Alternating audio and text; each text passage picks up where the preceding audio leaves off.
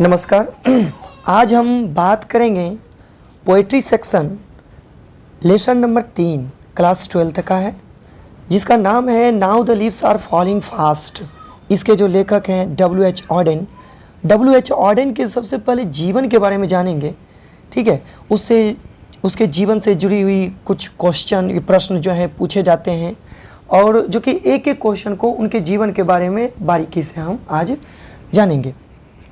क्या है कि सबसे पहले W.H. Auden, now the leaves are falling fast के लेखक W.H. ऑडेन। W.H. ऑडेन का मतलब क्या है? W.H. ऑडेन का पूरा नाम वाइस्टन ह्यूग ऑडेन्स के नाम से वे पूरी तरह से प्रख्यात हैं, ठीक है। और W.H. ऑडेन जो हैं पेशे से एक कवि, नाटककार, आलोचक, अनुवादक और संपादक भी रहे हैं, ठीक है। इनका जो जन्म हुआ था इंग्लैंड में हुआ था। इनका जन्म कब हुआ, कहाँ हुआ था? इंग्लैंड में 21 फरवरी 1907 ईस्वी को हुआ था। 1907 में इनका जन्म हुआ और इनकी मृत्यु 29 सितंबर 1973 को हुई। कहाँ? वियना में। और वियना कहाँ पड़ता है? ऑस्ट्रिया में पड़ता है, ठीक है।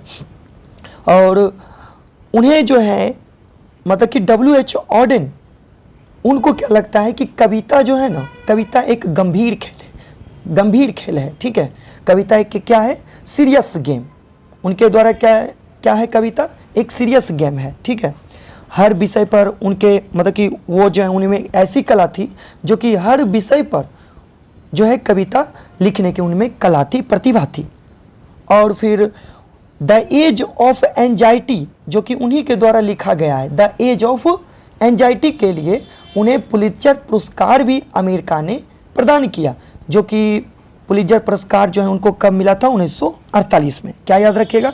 1948 में उनके द्वारा रचा गया द एज ऑफ एंजाइटी के लिए पुलित्जर पुरस्कार से उन्हें सम्मानित किया गया। और ये पुलित्जर पुरस्कार दिया जाता है किसके द्वारा? तो अमेरिका, संयुक्त राज्य अमेरिका के एक प्रमुख पुरस्कार माना जाता है। और ये दिया जाता है क्या क्या चीज़ के क्षेत्र में? समाचार पत्र के क्षेत्र में, साहित्य के क्षेत्र में, संगीत के क्षेत्र में, ये सभी में दिया जाता है, ठीक है। देखिए, और W.H. ऑडेन ने 1939 के शुरुआती दिनों में ही वो इंग्लैंड को छोड़ दिया और जा करके बस गए कहाँ? अमेरिका में, ठीक है।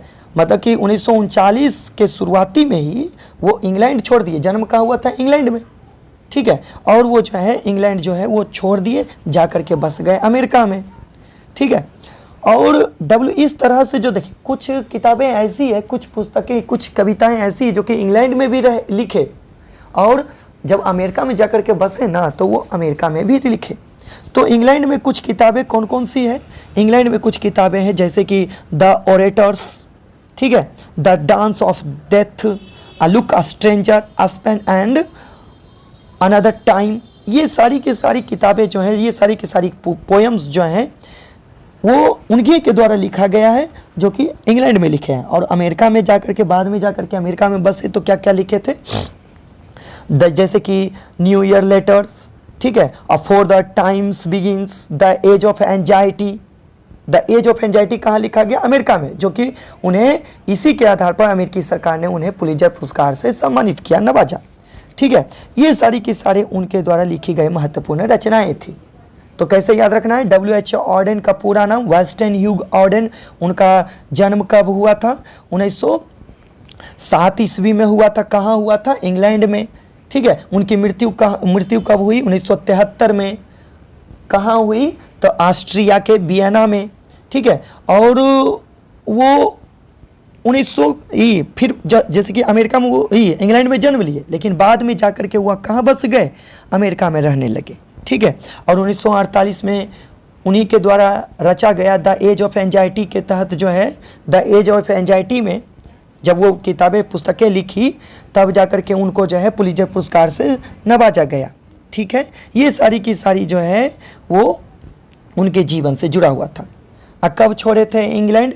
तो 1939 में छोड़े थे, समझ गए। ये था इनका ऑब्जेक्टिव, इनके जीवन के बारे में। अब चलिए हम चलते हैं ऑब्जेक्टिव किताब पर। ऑब्जेक्टिव क्या है? क्वेश्चन जरा गौर से सुनेंगे।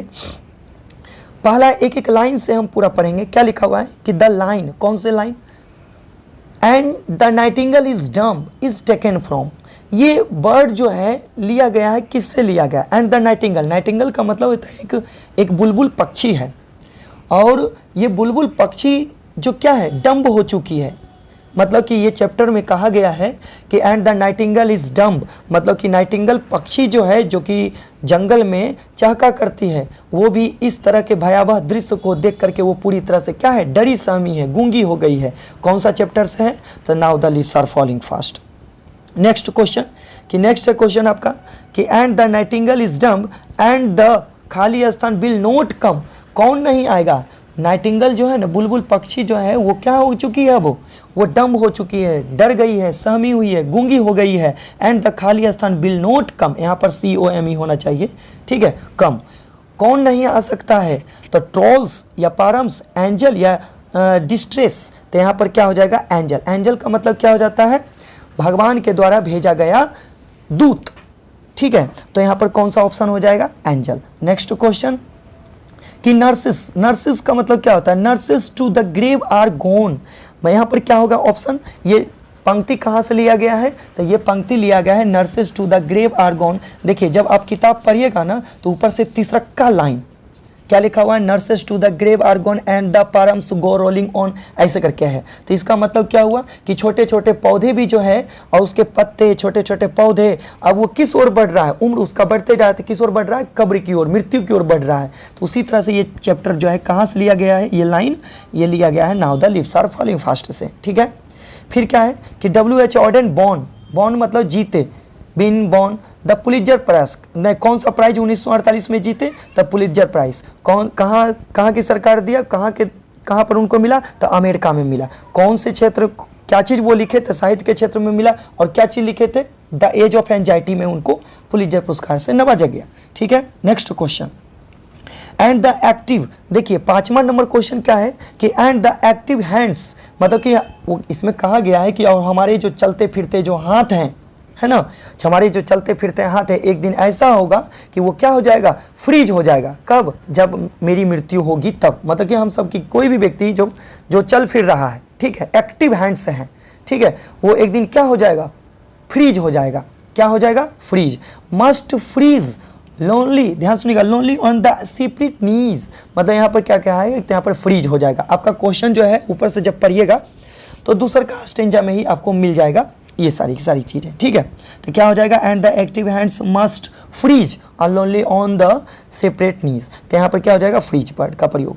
Next question, in the second line of the poem, मतलब कौन सा poem? Now the leaves are falling fast के जो दूसरका पंक्ति जो है, दूसरका लाइन क्या है? उनमें एक वर्ड का प्रयोग किया गया। कौन सा? Nurse, NURSE, nurse. नर्स है क्या? क्या बताता है? Stand for. ये इसका अर्थ क्या है? तो नर्स किनको कहा गया है? तो यहाँ पर गौर से सुनिएगा, पहलुका चैप्टर ही, पहलुका लाइन ही पढ़िएगा, तो ऐसे करके है लिखा हुआ, now the leaves are falling fast, nurses flowers will not last. Nurses flower, छोटे छोटे जो पौधे हैं, छोटे छोटे पौधे के जो फूल हैं, वो क्या होंगे? अंत तक नहीं रुकेंगे। वो नया नया पत्तियां तो आ गई है, लेकिन किस ओर बढ़ रही है? उसका उम्र बढ़ते जा रहा है, मतलब कि कब्र की ओर, मृत्यु की ओर बढ़ते जा रहा है। तो कौन ने नर्सेस का प्रयोग किसके लिए कहा गया? प्लांट के लिए नहीं, यहाँ पर फ्रूट के लिए नहीं, ट्रीज के लिए। यहाँ पर क्या हो जाएगा? ट्रीज। ट्रीज में मतलब कि पेड़ में जो पत्तियां हैं, छोटे छोटे या छोटे छोटे पौधे, किस ओर बढ़ रही है? मृत्यु की ओर बढ़ रही है। तो यहाँ पर क्या हो जाएगा? ट्रीज वर्ड का प्रयोग ट्री होगा। नेक्स्ट क्वेश्चन क्या है कि इन द पोएम, कौन सा poem? Now the leaves are falling fast कविता में डिस्पेयरिंग नावर्स का वर्ड का प्रयोग किया गया है। डिस्पेयरिंग नावर्स का मतलब क्या है? तो डिस्पेयरिंग नावर्स वो है जो उसको कहते हैं ना कि भगवान के यमदूत, ठीक है, जो किसी का एकदम प्राण खींचने वाला होता है, ले जाने वाला होता है। नहीं कहते कि जब व्यक्ति मृत्यु मरने पर रहता है तो उसका यम आता है, ले जाता है, ठीक है। तो वही भगवान के द्वारा भेजा गया वो यमदूत होता है, ठीक है, फरिश्ता यमदूत। तो यहाँ पर क्या होगा option? Agent of life insurance नहीं, agent of state bank of India ये भी नहीं, एजेंट ऑफ सहारा इंडिया नहीं, एजेंट ऑफ डेथ, मृत्यु का जो एजेंट होता है, ठीक है, वो। तो यहाँ पर क्या हो जाएगा? Agent of death. मतलब कि डिस्पेयरिंग नावर्स कौन है? तो यमदूत है, ठीक है। नेक्स्ट क्वेश्चन कि ट्रोल्स वर्ड का प्रयोग किया गया है। Trolls mentioned in the poem. Trolls word जो है इस कविता में, कौन सी कविता में? Now the leaves are falling fast कविता में जो है ना, ट्रोल्स वर्ड का प्रयोग किया गया है ना। तो वो ट्रोल्स बर्ड किसके लिए किया गया है? Mythological creature. ये मैथोलॉजिकल क्रिएचर का मतलब क्या होता है, जरा गौर से सुनिएगा। मैथोलॉजिकल का हिंदी होता है पौराणिक या ऐतिहासिक, क्रिएचर का मतलब जीव होता है, प्राणी होता है। ये तो ये भी आप कह सकते हैं कि now the leaves are falling fast कविता में ये जो उल्लेखित जो है, जो ट्रोल्स बर्ड जो दिया गया है, वो कहाँ के पौराणिक जीव के बारे में बताया गया है? इंडिया के, रसिया के, ये नहीं, स्कैंडिनेवियन है ना, स्कैंडिनेवियन एक जगह है, वहाँ के पौराणिक ऐतिहासिक पौराणिक जीव के बारे में बताया गया था। यहाँ पर क्या हो जाएगा? स्कैंडिनेवियन। याद रखिएगा। नेक्स्ट क्वेश्चन कि now the leaves are falling fast is a poem. कैसा पोएम है, कैसा कविता है? तो now the leaves are falling fast एक ऐसा कविता है जिसको कवि जो है, इस कविता के माध्यम से हम लोगों को बताने की कोशिश किए हैं कि ये जीवन जो है ना, कभी आशा भी दिखाता है, निराशा भी दिखाता है। निराशा में ही आशा छिपा हुआ है। तो ठीक है, पेसिमिस्टिक का मतलब क्या हो जाता है? निराशा। और ऑप्टिमिस्ट का मतलब होता है आशा। तो निराशा में आशा छिपा हुआ होना, तो यहाँ पर क्या हो जाएगा? ये सी नंबर ऑप्शन हो जाएगा। ठीक है, दोनों हो जाएगा। चलिए नेक्स्ट क्वेश्चन है आपका, हु हैज कंपोज्ड, कि किसने कंपोज किया है, किसने मुद्रित किया, किसने कंपोज किया है द पोयम, कविता को। कौन सा कविता? Now the leaves are falling fast कविता को किसने कंपोज किया है?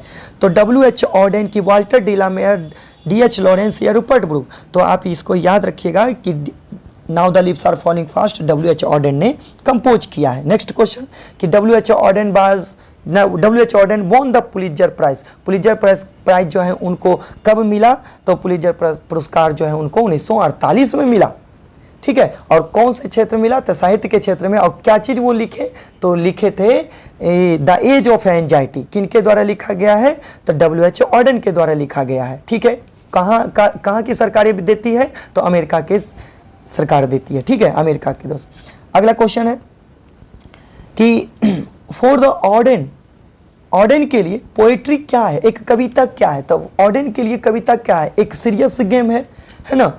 ऑडेन के लिए, W.H. ऑडेन के लिए कविता क्या है? तो कविता एक सीरियस गेम है, गंभीर खेल है। ठीक है, ऐसे याद रखिएगा, लाइट गेम नहीं होगा, हल्का फुल्का, ये सीरियस गेम है। Next question, W.H. ऑडेन बाज क्या थे? तो W.H. ऑडेन बाज है, तो W.H. ऑडेन क्या थे? तो W.H. ऑडेन क्या क्या चीज़ थे? तो याद रखिएगा, वर्स ड्रामाटिस्ट, कहाँ भाग गया रही? हाँ, W.H. ऑडेन एक कवि भी थे। हाँ, जाहिर सी बातें हैं कवि। वर्स ड्रामाटिस्ट, हाँ, एक वर्स ड्रामाटिस्ट का मतलब पद करने के, जो कहते हैं ना, वर्स का मतलब होता है पद होता है। ठीक है, उसके नाटककार थे। हाँ, ये भी थे। सीरियस गेम, उनके द्वारा जो है कविता क्या लगता है? एक सीरियस गेम है। हाँ, ये भी है। तो इसमें ऑल ट्रू हो जाएगा आपका आंसर। तो क्या हो जाएगा? W.H. ऑडेन क्या थे? एक कवि थे, वर्स ड्रामाटिस्ट थे। ठीक है, एक सीरियस गेम थे। मतलब कि ये सब जो है उनको ऐसा लगता है, मतलब कि है। तो यहाँ पर क्या हो जाएगा? WE all of this. ठीक है, नेक्स्ट क्वेश्चन कि now the leaves are falling fast is a, क्या है? Now the leaves are falling fast है क्या? तो now the leaves are falling fast क्या है? ऑड है क्या? एक गीत गाथा है? नहीं। यहाँ पर क्या होता है? सोनेट 14 पंक्ति का होता है। सोनेट किसको कहते हैं? जो 14 पंक्ति का जो होता है, 14 लाइन का, उसको सोनेट कहा जाता है। ठीक है, एक इलेजी है? नहीं। तो इलेजी का मतलब क्या होता है? एक शौक गीत होता है। शौक गीत भी नहीं है, ये कि क्या है? लिरिक है। ठीक है, तो now the leaves are falling fast क्या है? एक लिरिक। नेक्स्ट क्वेश्चन है आपका, now the leaves are falling fast खाली सन फ्रस्ट्रेशन। और ये फ्रस्ट्रेशन का मतलब क्या होता है? तो याद रखिएगा, फ्रस्ट्रेशन का मतलब हो जाता है, ऐसे भी कह सकते हैं, now the leaves are falling fast is frustration, निराशा, इनहेरेंट इन ह्यूमन लाइफ। मनुष्य के जीवन में किस तरह से निराशा होती है, इसको वो क्या करता है? वो बयां करता है मतलब कि व्यक्त करता है, बताता है। तो बताने का मीनिंग यहाँ पर इनेक्ट्स हो जाएगा, ENACTS, इनेक्ट्स। ठीक है, इनेक्ट्स का मतलब अभिनय करना। Now the leaves are falling fast क्या चीज़ अभिनय करता है? Frustration inherent in human life, मनुष्य के जीवन में, है ना, मानव के जीवन में हताशा का एक अभिनय करता है। Now the leaves are falling fast क्या करता है कि मनुष्य के जीवन में बहुत सारी ऐसी समस्याएं आती है जिसके वजह से मनुष्य क्या हो जाता है? हताश हो जाता है, निराश हो जाता है। और उसी में तो एक उम्मीद की किरण छिपी हुई रहती है, और वही किरण को मनुष्य को ढूंढना है। ठीक है, वही कहा गया है कि मानव जीवन में हताशा का एक क्या है? अभिनय बताता है। Now the leaves are falling fast. ठीक है, इनेक्ट्स हो जाएगा, रिएक्ट नहीं होगा, एक्सेप्ट नहीं होगा, प्रोटेस्ट भी नहीं होगा, यहाँ पर इनेक्ट्स हो जाएगा। नेक्स्ट है कि W.H. Auden has written the poem. W.H. Auden जो है इनमें से कौन सा कविता लिखे हैं? तो W.H. ऑडेन के द्वारा कौन सा लिखा गया है? तो जरा गौर से सुनेंगे। फायर हैमन KKN दारूवाला के द्वारा लिखा गया है। Ode to autumn John Keats के द्वारा। Now the leaves are falling fast, हाँ यही होगा W.H. Auden. Sweetest love I do not go, ये जॉन डन के द्वारा लिखा गया। तो यहाँ पर कौन सा हो जाएगा? Now the leaves are falling fast, W.H. Auden. ठीक है, नेक्स्ट पारम्स। ये द पारम्स आर, ये पारम्स है क्या? तो इसमें बर्ड में, इस कविता में एक वर्ड प्रयोग किया गया है पारम्स। पारम्स गो रोलिंग ऑन, ऐसे करके प्रयोग किया गया। तो पारम्स है क्या? कि पारम्स जो उसे कहते हैं जैसे कि बचपन में बच्चा जब छोटा रहता है तो उसको चलने के लिए एक खिलौना जो होता है, ऐसे करके जो खिलौना नहीं होता है, ऐसे करके रहता है, यहाँ पर भी चक्का, यहाँ पर भी चक्का, ऐसे करके जो लगा हुआ रहता है चक्का, वो होता है, इसको कहते हैं पारम्स, लुढ़कने वाला। ठीक है, तो यहाँ पर क्या हो जाएगा? तो यही पारम्स न रोलिंग होता है। तो पारम्स आर रोलिंग ऑन, मतलब कि अब जो है, अब उससे जो है मनोरंजन की जो चीज़ थी उस छोटे बच्चे के पास, जो अब वो भी उससे क्या होते जा रहा है? दूर होते जा रहा है, रोल होते जा रहा है। तो यहाँ पर ऑप्शन में क्या हो जाएगा? यहाँ पर रोलिंग्स। यहाँ पर क्या हो जाएगा? रोलिंग। तो द पारम्स आर रोलिंग फास्ट, मतलब कि यहाँ पर जो है रोलिंग भी जो पारम्स भी जो पटेला जो इसको कहते हैं वो भी अब से क्या होते जा रहा है? रोल होते जा रहा है, दूर होते जा रहा है। नेक्स्ट क्वेश्चन, नेक्स्ट है कि द ट्रैवलर्स। ट्रैवलर्स क्या है? यात्रा है, यात्री है। तो ये, और ये यात्री कौन है? हम सब मनुष्य और इस संसार में जो भी जी रहे व्यक्ति, प्राणी जो भी हैं सब। द पारम्स आर, ये जो सॉरी द ट्रैवल्स, ट्रैवलर्स का मतलब क्या होता है? यात्रा, यात्रीगण। ठीक है, द ट्रैवलर्स, ये जो यात्री है, आर भी खाली स्थान, और ये है beings moving towards our death. मतलब ये कह रहा है कि ये जो ट्रैवलर है, यात्री जो है, हम सब क्या है? यात्री है। ठीक है, आर हैं, बी खाली स्थान, बीइंग शुरू हो रहे हैं, शुरू हो गए हैं, मूविंग की ओर बढ़ना, टूवर्ड्स आवर डेथ अपनी मृत्यु की ओर बढ़ना। कौन अपनी मृत्यु की ओर बढ़ने के लिए इस कविता में बताया गया था? In human. तो ह्यूमन के रूप में मनुष्य को जो है वो क्या चीज़ की ओर बढ़ते जा रहा है? वो अपनी मृत्यु की ओर। हम सब जो बर्थडे मनाते हैं, वो बर्थडे मनाते हैं 11वां बर्थडे, 12वां बर्थडे, 21वां बर्थडे, ये सब क्या है? मृत्यु की ओर तो ही तो बढ़ रहे हैं, ये सब होता है। तो यहाँ पर ह्यूमन के बारे में बताया गया है। नेक्स्ट क्वेश्चन, थोड़ा सा मेरा गला खराब है, क्या है कि human life is no better than. कवि क्या बताते हैं इस कविता में कि ह्यूमन लाइफ, मनुष्य का जो जीवन है ना, इज नो बेटर देन, अच्छा नहीं हो सकता। किससे अच्छा नहीं हो सकता? तो मृत्यु से। वास्तविक बात है कि मृत्यु से जो है अच्छा, मनुष्य का जीवन अच्छा नहीं हो सकता। वही कहा गया है, आप ऐसे पढ़ सकते हैं, मनुष्य जीवन मृत्यु से क्या है? बेहतर नहीं है। मनुष्य जीवन मृत्यु से बेहतर नहीं है, यहाँ पर डेथ हो जाएगा। Next question, the lips, LEAVS, lips मतलब पत्तियां होता है। The lips are falling, falling का मतलब हो जाता है गिर जाना, झड़ जाना। ठीक है, तो द लिप्स, पत्तियां जो है अब गिर रही है, कौन से सीजन में? अच्छा हाँ, यहाँ पर सीजन नहीं है। द लिप्स आर फॉलिंग, क्या? स्लो, स्लो नहीं, सून बहुत जल्द नहीं, फास्ट बहुत तेजी से। अब जो है पत्तियां तेजी से किस ओर बढ़ रही है? मृत्यु की ओर बढ़ रही है, गिर रही है। ठीक है, नेक्स्ट क्वेश्चन, ट्रीज, ट्रीज का मतलब पेड़ पौधे, पौधे जो है शेड, शेड का मतलब क्या हो जाता है? याद रखिएगा, लिख लीजिएगा, शेड का मतलब होता है गिराना या गिरना। ठीक है, ट्रीज पेड़ पौधे, शेड देयर लीव्स अपनी पत्तियों को भी, है ना, इन खाली स्थान। कौन से सीजन में पत्तियां जो है वो गिरने लगती है? मतलब कि कौन से सीजन में पेड़ अपने पत्ते गिरा देते हैं? कौन से सीजन में? तो ऑटोमन सीजन में। कौन से सीजन में? पतझड़ के सीजन में, ऑटोमन सीजन में। ठीक है, तो ट्रीज शेड गिरा देते हैं, देयर लीव्स अपने पत्ते को, मतलब कि पेड़ जो है अपने पत्ते को गिरा देते हैं, है ना। कौन से सीजन में? तो rainy season, summer season, winter season नहीं, ऑटोमन सीजन में। अगला, द खाली स्थान हैज़ बिकम डम्ब, डम्ब का मतलब गूंगा, गूंगी हो चुका है। टू सी देख करके, लीफलेस ट्री, बिना पत्तियों वाली पेड़ को देख करके कौन डरी सहमी हुई है? तो मुर्गियां नहीं, स्पैरो नहीं, नाइटिंगल। और नाइटिंगल का मतलब हमको बता चुके हैं। ठीक है, तो यहाँ पर पिकॉक होगा नहीं, तो यहाँ पर क्या हो जाएगा? Nightingale is dumb. तो यहाँ पर क्या हो जाएगा? The Nightingale has become dumb. अब जो है नाइटिंगल जो है वो पक्षी जो है वो क्या हो चुका है? अब डम्ब हो चुका है। नाइटिंगेल का मतलब बुलबुल पक्षी होता है, ठीक है, वो डरी सहमी हुई है बिना पत्तियों वाली पेड़ को देख करके, ठीक है। खाली स्थान है, खाली स्थान वाटरफॉल, वाटरफॉल का मतलब होता है झरना। कैसा झरना, कैसा वाटरफॉल। कुड ब्लेस, ये वरदान हो सकता है, आशीर्वाद हो सकता है। द ट्रैवलर्स, इस पृथ्वी पर जी रहे यात्री को, जीवन जी रहे यात्री को जो है वरदान के रूप में साबित हो सकता है। पासिंग थ्रू द वे, अपने उसके रास्ते में। कौन हो सकता है? येलो वाटरफॉल नहीं, व्हाइट वाटरफॉल, ठीक है। यहाँ पर कौन सा आ जाएगा? व्हाइट वाटरफॉल, सफेद झरना जो है। कुड ब्लेस, वो आशीर्वाद बन सकता है to the travellers passing through the way, मतलब यात्री को जो है अपने रास्ते में एक व्हाइट वाटरफॉल ही है जो कि आशीर्वाद का जीवनदायी हो सकता है, ठीक है। तो यहाँ पर व्हाइट होगा। नेक्स्ट क्वेश्चन, वैसे भी वाटरफॉल कैसा होता है? पीला थोड़ी होता है, लाल थोड़ी होता है, यहाँ पर क्या होगा? व्हाइट वाटरफॉल, ठीक है। नेक्स्ट क्वेश्चन क्या है कि द फॉलिंग का मतलब गिरना, फॉल गिरना, ठीक है। ऑफ खाली स्थान, रिफर का मतलब हो जाता है प्रेरित करना, दर्शाना, ऐसे कर सकते हैं। रिफर का मतलब दर्शाना। टू द स्पीडी का मतलब कि बहुत तेजी से, गति से। अराइवल ऑफ डेथ, अराइव मतलब कि किसका, ऐसे कह सकते हैं कि पत्तों का गिरना मृत्यु के शीघ्र आगमन, अराइव मतलब आगमन को दर्शाता है। क्या चीज का गिरना? पत्तों का गिरना। पत्तों का गिरना क्या है? वो मनुष्य के, ऐसे कह सकते हैं, पत्तों का गिरना मृत्यु के शीघ्र आगमन को दर्शाता है। नेक्स्ट क्वेश्चन क्या है? द खाली स्थान ऑफ डेथ, है ना, are the despairing neighbours. Despairing neighbours कौन है? तो वही हम बोले थे कि यमदूत। यमदूत क्या करता है? मृत्यु को संदेश वाहक है, समझ गया ना। ये यमदूत क्या है? मृत्यु का संदेश वाहक है, मृत्यु को वो ले जाता है, संदेश वाहक, तो मैसेंजर हो जाएगा, ठीक है।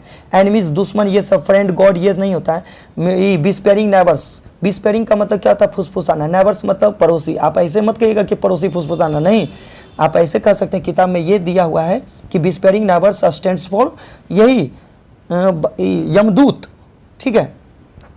अगला, despairing neighbours left and right, इस वर्ड का प्रयोग किया गया है। डिस्पेयरिंग नेबर्स जो है ना, यमदूत जो है ना, वो ये लेफ्ट एंड राइट मतलब कि इस धरती पर जी रहे व्यक्ति के, जिसका आयु पूर्णे वाला होता है, उसके दाएं और बाएं जो है मंडराते रहता है। इज अ लाइन 4, ये जो लाइन 4 इन द पोएम, कौन सा पोएम का ये जो पंक्ति है? आप ऐसे कहिएगा, now the lips are falling fast poem का पंक्ति है, ऐसे। नेक्स्ट है क्वेश्चन आपका कि नर्सेस फ्लावर, छोटे छोटे जो फूल हैं, जो पौधे के जो छोटे छोटे फूल हैं, विल नॉट लास्ट, अंत तक नहीं रुकेंगे। तो क्या हो जाएगा? दिस लाइन्स, है ना, लाइन रिटेन बाय, तो ये किनका पंक्ति है लिखा हुआ? किनका लिखा हुआ पंक्ति है? तो now the lips are falling fast का है, और ये now the lips are falling fast कौन लिखे हैं? W.H. ऑडेन लिखे हैं। कि कह रहा है कि हु रन अ स्कोल्डिंग, ध्यान से सुनिएगा, हु रन अ स्कोल्डिंग, याद रखिएगा, who run a scolding for their food, food का मतलब भोजन, रन अ स्कोल्डिंग का मतलब इधर उधर भटकना, ठीक है। भूख के मारे जो अपने भोजन की तलाश में, ऐसे कह सकते हैं, अपने भोजन की तलाश में जो है, कौन? हु का मतलब कौन, रन अ स्कोल्डिंग, इधर उधर भटक रहा है, मतलब कि कौन है जो कि अपने भोजन की तलाश में जो है इधर उधर भटक रहा है। In the now the lips are falling fast में, इस कविता में, कौन सी कविता? Now the lips are falling fast कविता में कौन है जो कि अपने भोजन की तलाश में इधर उधर भटक रहा है? तो शेर का तो जिक्र भी नहीं है। एनिमल नहीं, बर्ड्स, हाँ बर्ड्स का जिक्र है, लेकिन यहाँ पर बर्ड्स का प्रयोग ना हो करके यहाँ पर कौन सा होगा? ट्रॉल्स, ठीक है। ट्रॉल्स, यहाँ पर बर्ड का, ट्रॉल्स शब्द का प्रयोग होगा। ट्रॉल्स का मतलब ये होता है कि जो व्यक्ति छोटे छोटे जो हैं, वो व्यक्ति जो मृत्यु की ओर बढ़ रहा है और वो डरा हुआ है, ठीक है, और अपने भोजन की तलाश में इधर उधर पूरी तरह से भटक रहा है। नेक्स्ट है क्वेश्चन कि now the leaves are falling fast talks about, बातें करते हैं। Now the leaves are falling fast जो है ना वो बतलाता है क्या चीज़ के बारे में बताता है, तो ऑफ ह्यूमन लाइफ, मनुष्य के जीवन के क्या चीज़ के बारे में, तो मनुष्य के जीवन के फ्रस्ट्रेशन के बारे में। फ्रस्ट्रेशन का मतलब निराशा होता है, किस तरह से मनुष्य अपने जीवन में फ्रस्ट्रेट हो जाता है, निराश हो जाता है, ठीक है, और निराश हो करके वो गलत कदम उठाता है जो कि उसको नहीं करना चाहिए। उस निराशा में ही आशा छिपा हुआ रहता है, वो मनुष्य को वो ढूंढना चाहिए, ठीक है। तो वही हो जाएगा यहाँ पर फ्रस्ट्रेशन हो जाएगा, ठीक है, वो फ्रस्ट्रेट हो जाता है। नेक्स्ट क्वेश्चन क्या है, नेक्स्ट क्वेश्चन है आपका, हाँ, हु इज डम्ब, डम्ब का मतलब गूंगा है, who is the dumb, who is dumb, now the lips are falling fast, now the lips are falling fast में कौन है जो कि डरी सहमी हुई है, एंजल नहीं, एंजल का मतलब भगवान के द्वारा भेजा गया फरिश्ता जो जीवनदायी होता है, हाँ, और पोएट नहीं, ट्रीज नहीं, नाइटिंगल, यहाँ पर नाइटिंगल बर्ड का प्रयोग हो जाएगा, ठीक है। देखिए कविता है, अब कविता में जो कवि हैं लिखते हैं क्या चीज़, लेकिन उनका इशारा कुछ और रहता है, मनुष्य पर रहता है, ठीक है। तो ये हुआ आपका पूरा का पूरा क्वेश्चन, ठीक है। आज इसका क्यूज होगा और क्यूज में सब के सब जुड़े रहें, शुरू से अंत तक क्लास 12th का ही अभी तक जो है 27 जनवरी तक पूरा का पूरा क्लियर होगा, ठीक है। तो जितने भी हैं सब के सब जुड़ जाएं और लाइक सब्सक्राइब तो ज़रूर कर दें, इसको तो भूलिए मत, ठीक है। धन्यवाद।